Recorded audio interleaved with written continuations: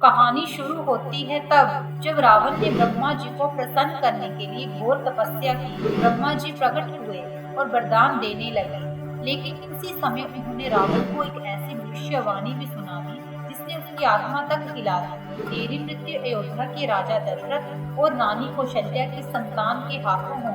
रावण सन्न रह गया। उसके मन में बस एक ही बात रह गई, दशरथ, कौशल्या, इन्हें खत्म करो। रावण ने सबसे पहले राजा दशरथ को मारने की योजना बनाई। वह युद्ध के लिए स्वयं आया।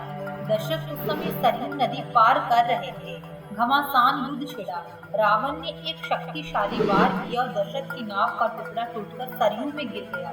रावण को लगा दशरथ नदी में गिर गए होंगे, वो डूबकर मर गए। वह लौट गया ये मानकर कि भविष्यवाणी आधी मिट चुकी है, लेकिन रावण जानता था कि मृत्यु का कारण कौशल्या की संतान होगी, तो उसने अगला वार किया कौशल्या को ही खत्म करने का। रावण को मालूम था अगर वह कौशल्या का आकाश मार्ग से हरण करेगा तो देवता तुरंत उनकी रक्षा कर लेंगे, इसलिए उसने एक छल किया। कौशल्या को एक बड़े लकड़ी के संदूक में बंद किया और गुप्त रूप से सरयू नदी में बहा दिया। पर किस्मत को कुछ और ही मंजूर था। जहाँ रावण सोच रहा था कि दशरथ मर गए, वही दशरथ नदी में तैरकर किनारे तक पहुँचे थे। उसी स्थान पर सरयू के शांत जल में बहता कौशल्या का संदूक भी आ पहुंचा। दशरथ ने संदूक को देखा, खोला और सामने थी राजकुमारी कौशल्या। दोनों एक दूसरे को देखकर चकित भी हुए और कृतज्ञ भी। नदी ने दो जीवनों को मिला दिया था।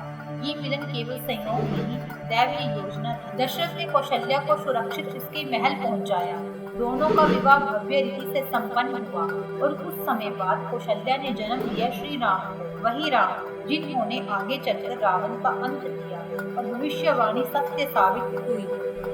रावण कितनी भी चालें चल ले, भाग्य के लिखे को बदल नहीं सकता। जिस कौशल्या और दशरथ को वह मिटाना चाहता था, उनके मिलन से ही जन्मा उसका काल, क्योंकि धर्म कभी हारता नहीं, सत्य अपना मार्ग खोज ही लेता है। जय श्री राम। इसी प्रकार की कहानियाँ सुनने के लिए हमारे सुविचार सागर को लाइक, शेयर व सब्सक्राइब करें।